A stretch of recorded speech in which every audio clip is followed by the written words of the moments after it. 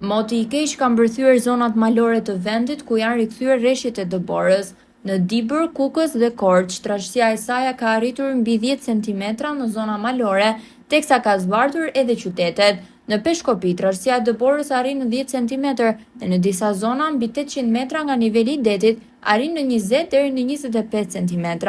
Aksi Peshkopi-Maqellar është i kalueshëm vetëm me goma dimërore ose me zinxhir. Probleme ka pasur edhe në rrugën e Arbrit, ku pranë zonës së Klosit, automjetet lëviznin me vështirësi.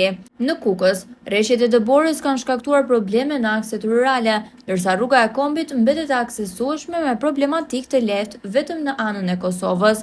Në këtë qark raportohen probleme me energjinë elektrike në zonat e thella të Tropojës dhe Hasit. Në qytetin e Korçës dhe Pogradecit, janë regjistruar rreshje dëbore me intensitet deri në mesatar, një fenomen i pazakontë për këtë periudhë të vitit. Në këtë qark nuk janë raportuar problematika me qarkullimi rrugor, por ekspertët paralajmërojnë dëme në bujqësi.